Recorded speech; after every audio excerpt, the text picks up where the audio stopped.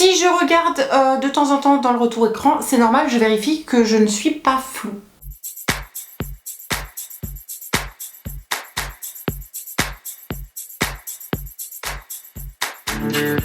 Hola YouTube, bienvenue sur la chaîne Grain de Beauté. Nous sommes normalement en 2020 désormais, donc je vous souhaite une merveilleuse année, que tous vos projets se réalisent, que vous soyez heureux dans votre vie et que vous soyez serein.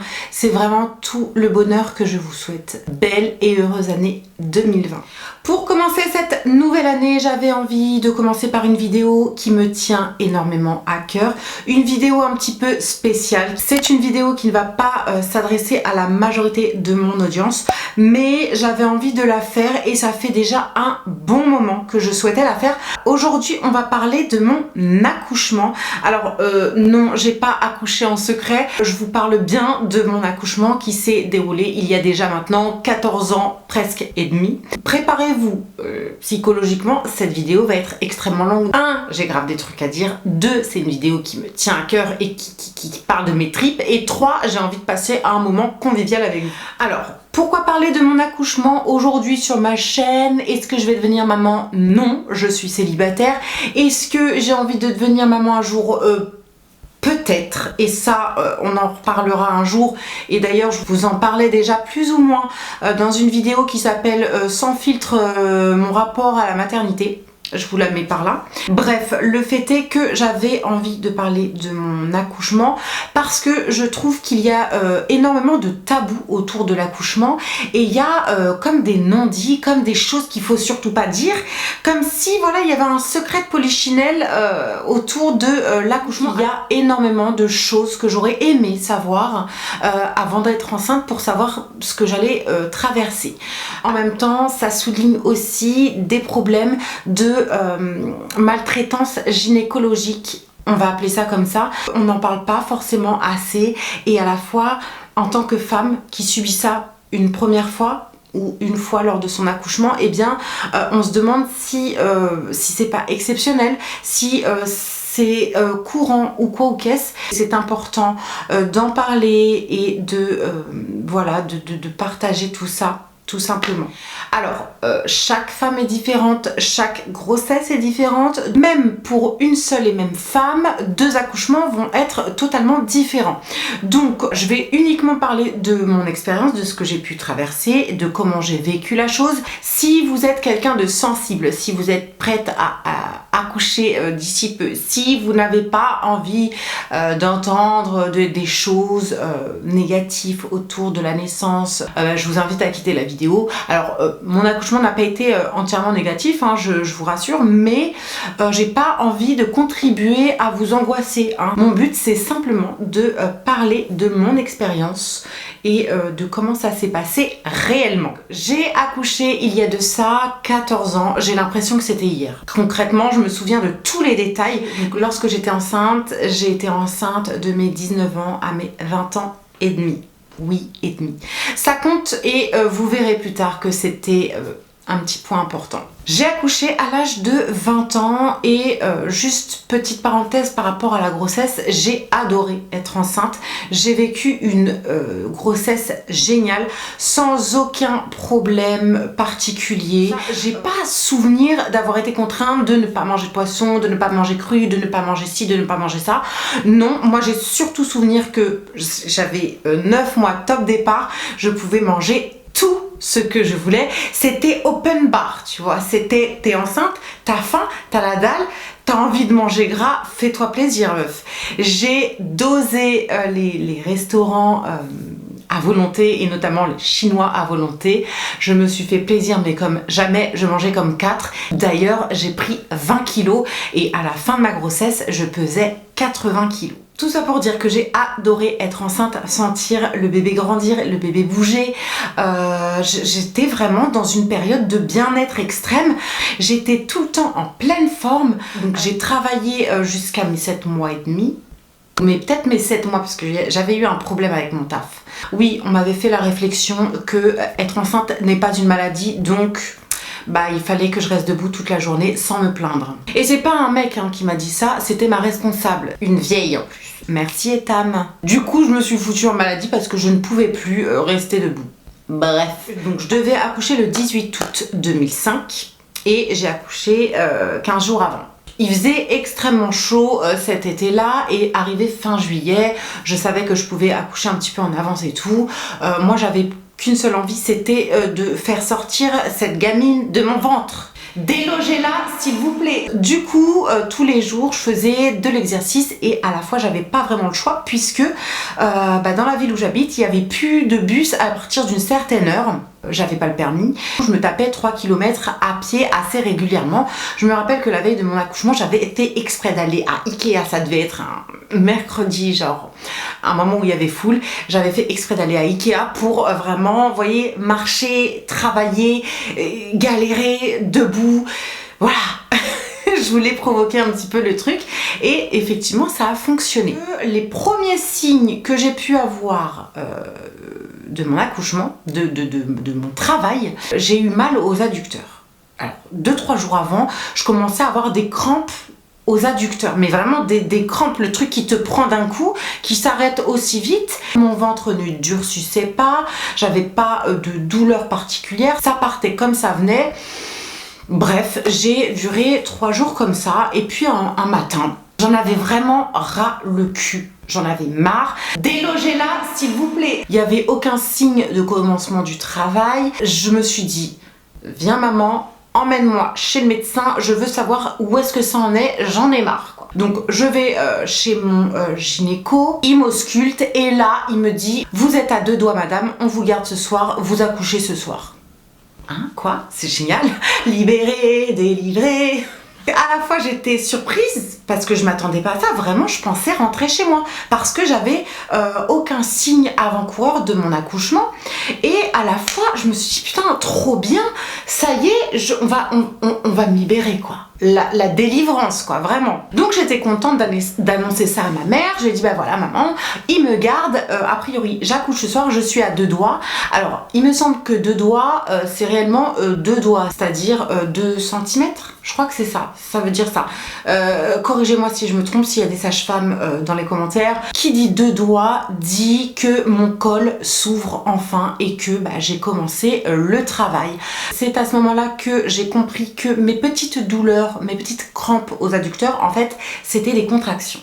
Donc là, on me met dans une chambre avec un monitoring et on me fait patienter X temps. J'ai prévenu toute ma famille, mes amis, que j'allais accoucher ce jour-là. Et ça, vraiment, c'est le fruit du hasard ou pas. Tout le monde était disponible et aux alentours de la clinique.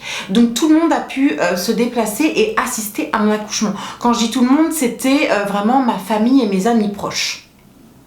Donc me voilà prête dans une chambre à patienter avec un monitoring, à attendre que le travail fasse son effet et que mon col s'ouvre à 10 cm. Je crois que c'est ça, c'est 10. Donc j'attends quelques heures, moi sereine, déterminée, tout allait bien. Et puis à un moment donné, il y a pas une sage-femme, mais une aide-soignante je suppose, bref une dame qui s'occupe des femmes enceintes prêtes à accoucher. Je vois arriver la sage-femme et puis elle, sereine, déterminée, la meuf, vraiment sans aucune explication, elle me fait ses manipulations, elle m'ausculte, normal quoi. Et à un moment donné, je comprends qu'elle me perce la poche des os. Donc je lui pose la question, qu'est-ce que vous faites? Voilà, on va percer la poche des os, ça va vous aider et ça va accélérer le travail, ça ira plus vite, c'est comme ça, ça peut fonctionner. J'ai compris par la suite qu'elle devait avoir 1 ou 2 meufs en train d'accoucher, donc il fallait pas que les 3 accouchements se fassent en même temps. Du coup, ça l'arrangeait de me percer la poche des os pour accélérer le truc, pour qu'elle soit disponible pour mon accouchement. Je l'ai pris comme ça et je pense réellement que c'était le cas. Bref, dites-moi si vous avez déjà eu ce même sentiment. Donc, me voilà avec la poche des os percée sur le lit, je perds les os, hein, de l'eau de l'eau. Ma fille m'a déjà dit, t'as perdu des os? Non, non, je perds le liquide amniotique sur le lit, donc je sens que ça coule, mais je peux pas contrôler quoi que ce soit. Effectivement, à partir de là, ça a considérablement augmenté le travail, puisque j'ai commencé à avoir quelques contractions que je sentais bien au niveau du bas-ventre. À un moment donné, l'anesthésiste vient me voir et me demande si je souhaitais faire poser la péridurale. Moi, warriors comme j'étais, 20 ans déterminée et tu vois, et forte, j'avais pour ambition, j'avais pour envie de ne pas prendre de péridurale et d'accoucher de façon naturelle. C'est les voisins. L'anesthésiste m'explique que il va falloir faire attention parce que pour poser la péridurale, il y a un temps, c'est-à-dire qu'on peut pas le faire trop tôt au niveau du travail, mais pas trop tard non plus.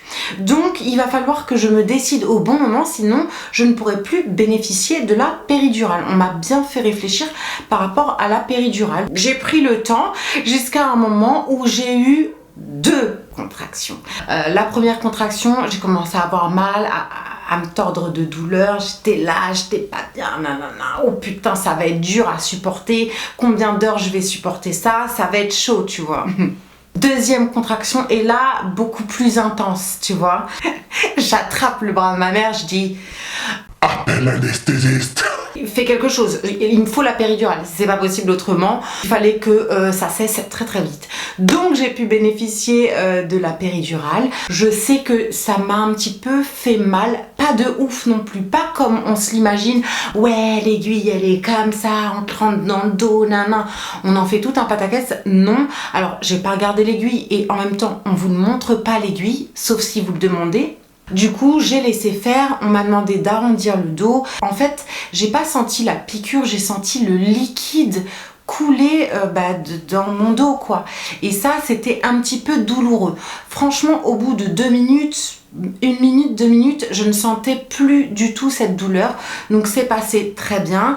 Et au bout de, je sais pas, un quart d'heure, 20 minutes, la péridurale a fait son effet. Donc la péridurale, on m'a précisé un peu par la suite qu'elle serait microdosée. Qu'est-ce que ça veut dire? Ça veut dire qu'elle serait assez forte pour que je ne sente pas la douleur des contractions, mais assez faible pour que je sente le ventre se contracter et que je puisse pousser au bon moment. Donc au bout d'un quart d'heure, 20 minutes, je ne ressens plus du tout aucune douleur. Je ne sentais absolument plus du tout le bas de mon corps. C'est-à-dire que je me touchais, je me disais merde, je sens plus rien, c'est bizarre. Et puis très vite, j'ai eu un gros coup de fatigue. Franchement, ça m'a complètement shootée en fait. Vraiment, j'étais dans un état un peu...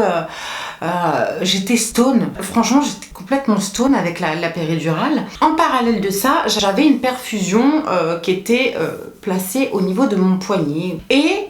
je ne sais pas pourquoi, je me suis souvenue d'une phrase de ma mère qui a été infirmière étant plus jeune. Une fois, ma mère m'a dit que le fait d'avoir de l'air dans une veine pouvait tout simplement tuer quelqu'un. Donc ma mère n'était pas particulièrement dans les entourages, elle était dans la clinique mais pas près de moi. Et il y avait le papa de ma fille qui était présent, qui faisait des allers-retours parce qu'il n'était pas fan des hôpitaux. Et à un moment donné, dans la perfusion, je vois un trou d'air comme ça dans le tube qui avance petit à petit dans le fil, vous voyez, dans le tube, jusqu'à presque atteindre mon bras. Et là, complètement shootée, la meuf, je dis à mon ex, enfin au père de ma fille, je dis trouve un médecin, il y a de l'air dans mon tube. Il comprenait pas, tu vois. Il y avait que moi qui comprenais, mais... Et là, j'insiste, mais j'étais en train de lutter contre le sommeil. Appelle un médecin, il y a de l'air dans ma perfusion, c'est super dangereux. Donc il finit par appeler un anesthésiste ou un médecin et je me souviens que l'anesthésiste passe le pas de la porte comme ça. Je lui dis il y a de l'air dans ma perfusion. On était à ce que ça rentre dans ma veine. Sans exagérer, je suis à Marseillaise. Le mec il court. Il court côté droit dans ma perfusion et il me retire les fils comme ça, genre. Il tire la perfusion et je pisse le sang comme ça. Ça pissait le sang, ça pissait le sang. Le père de ma fille commence à tourner de l'œil et il va quasiment tomber dans les pommes dans le couloir. Je sais pas ce qu'il faisait et je m'en foutais un peu. Moi, ce qui m'importait, c'était qu'on vienne me changer ma perfusion. Là, le mec Heureusement que vous nous l'avez dit parce que oui, effectivement, ça peut être dangereux. J'étais complètement shootée dans le pâté. J'ai failli crever à ce moment-là quand même. Voilà. Donc je me suis dit putain, où est-ce que je suis tombée quoi. Ouf, j'étais en vie. Les heures se passent et à un moment donné, vers 20 h le soir, y a l'équipe qui vient dans ma chambre et ils me disent bon bah c'est bon, on va commencer l'accouchement. J'ai dit comment ça on va commencer, enfin là genre comme ça, on commence maintenant. Enfin, c'était trop bizarre de dire bon bah c'est bon, on va commencer l'accouchement. En fait, tu peux décider de commencer ou non l'accouchement. Il serait venu un quart d'heure, une demi-heure après, on aurait commencé un quart d'heure, une demi-heure après, tu vois, enfin... Je trouvais ça trop chelou, mais comme j'avais pas fait de cours d'accouchement sans douleur, je savais pas vraiment comment ça fonctionnait.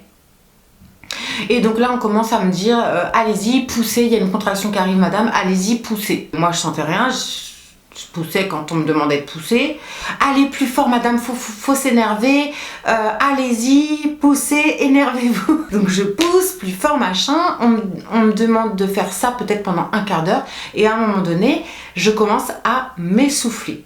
Donc là, les médecins autour de moi commencent à dire bon bah malheureusement madame il va falloir vraiment s'énerver parce qu'on ne peut pas rester comme ça trop longtemps, on va devoir prendre une autre solution pour sortir votre fille parce qu'il y a des risques de problèmes si vous n'arrivez pas à l'expulser rapidement quoi. En tout cas, on m'a bien fait comprendre que les cours d'accouchement sans douleur auraient pu être très bénéfiques parce que visiblement je ne savais pas pousser.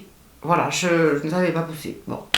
Bref, je m'essouffle et là on me dit bah écoutez, on n'a pas le choix, on va sortir les forceps parce que il va falloir sortir votre enfant quoi. Donc, les forceps, ce sont de grosses cuillères, vraiment ça a cette forme là. Ça permet d'attraper la tête de l'enfant dans votre vagin et de tirer en fait, d'aider à l'expulsion.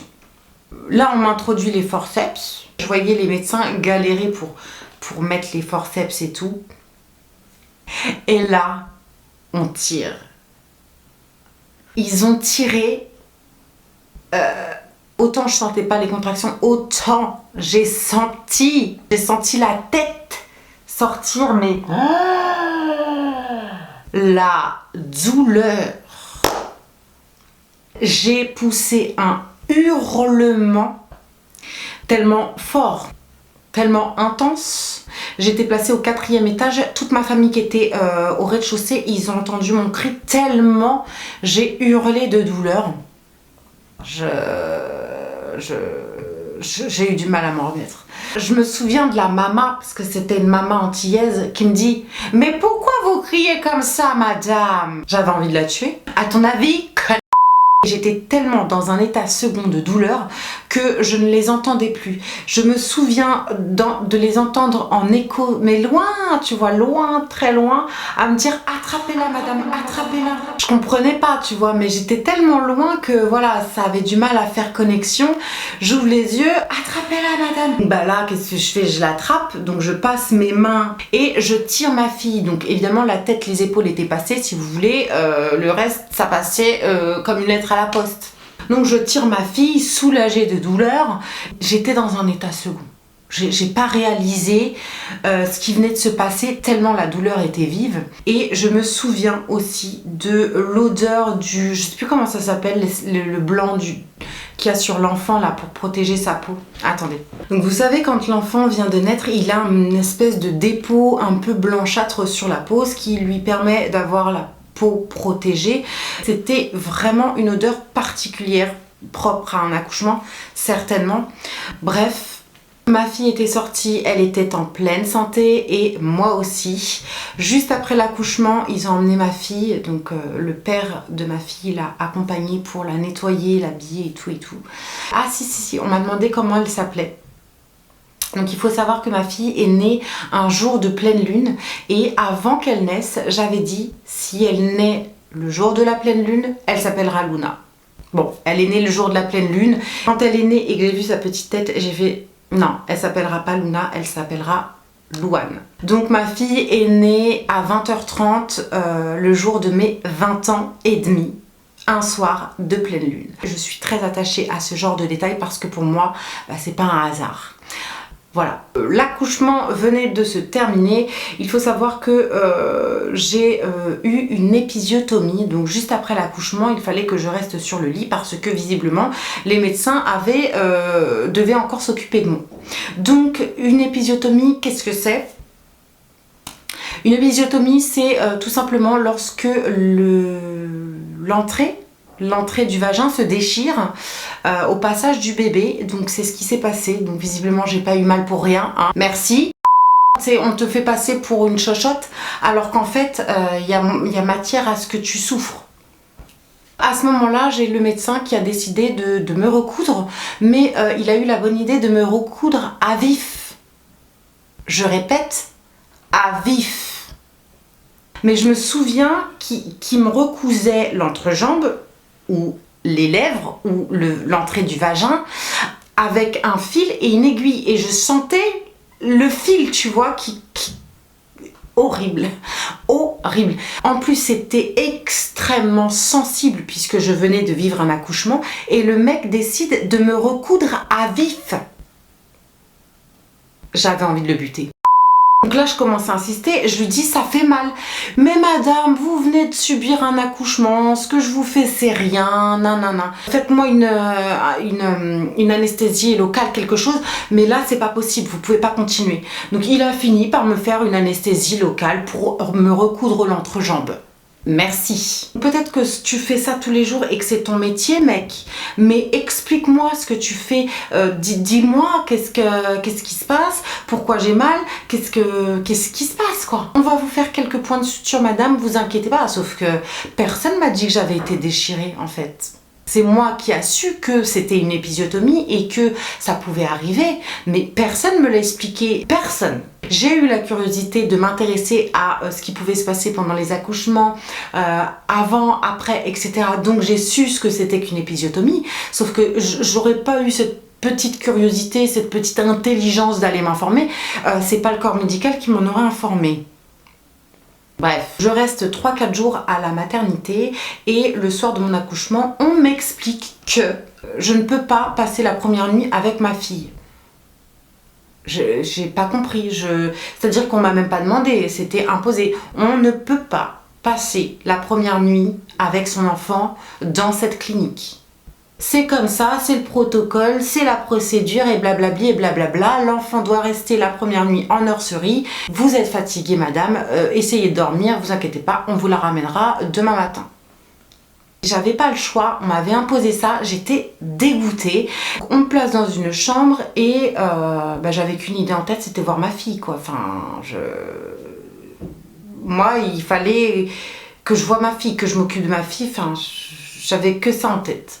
Bref, je me suis dit, ils connaissent mieux leur métier que moi le mien, celui de mère, donc je vais les écouter et je vais me reposer et essayer de dormir puisque visiblement ça va être l'enfer après ça.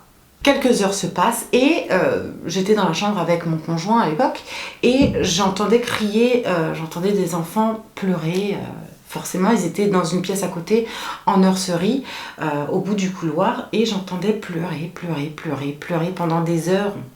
Ouais, des heures.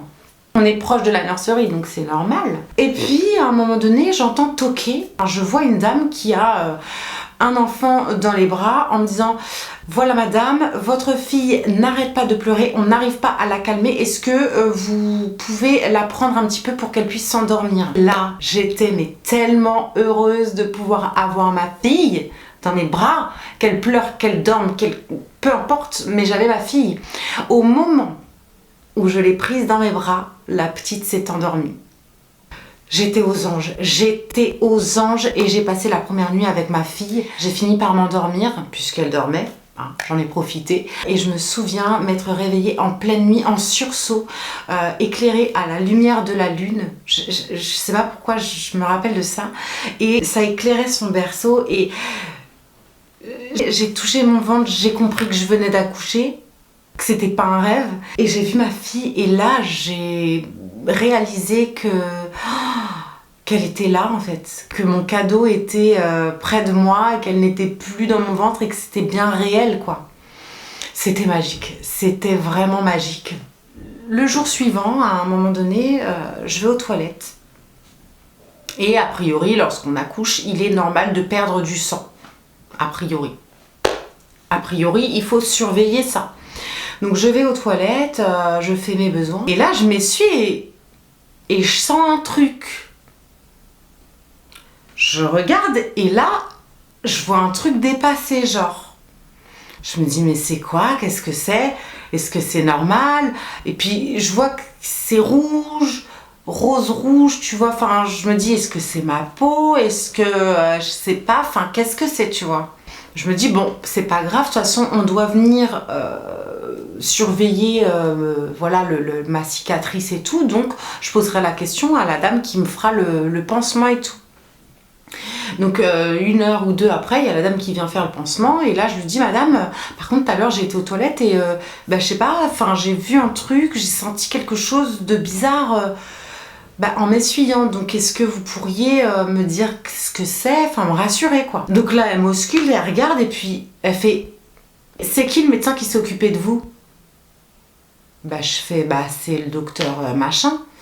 Elle fait, ah ouais d'accord. Et elle était entre mes jambes, tu vois. Ah ouais, d'accord. Et là, je comprends pas, tu vois. Je fais, mais qu'est-ce qui se passe? Elle me dit, tout simplement, votre médecin, il a oublié des compresses dans votre vagin. Pardon? Pardon? Donc le truc, c'était imbibé de sang et la meuf, elle m'a dit, mais en fait, c'est super dangereux. En fait, ça peut vous créer une infection. Enfin, c'est super dangereux, quoi. On fait pas ça, en fait. Et là, j'ai compris que j'ai failli mourir une 2e fois, quoi.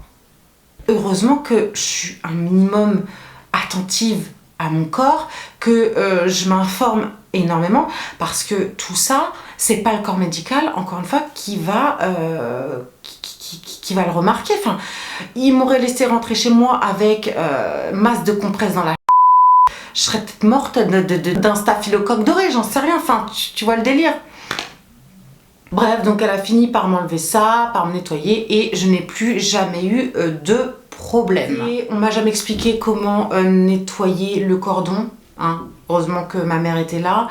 On m'a jamais expliqué comment m'occuper de ma fille en sortant de la maternité alors qu'on était en pleine canicule. Heureusement que j'étais pas complètement écervelée et que je savais qu'il fallait hydrater un maximum l'enfant. Parce qu'aujourd'hui j'ai 14 ans de recul derrière moi, donc ça me permet de prendre la chose avec un peu plus d'humour et puis de toute façon j'estime que mon accouchement s'est plutôt bien passé en général.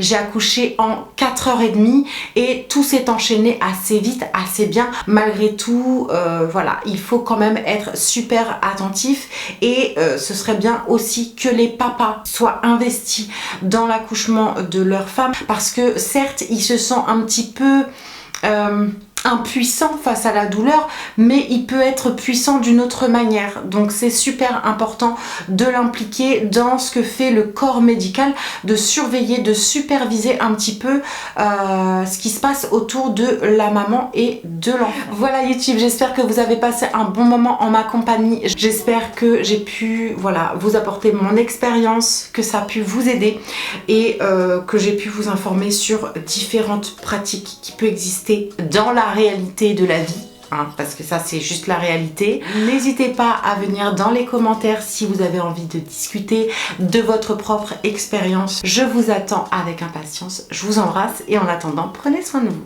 Ciao.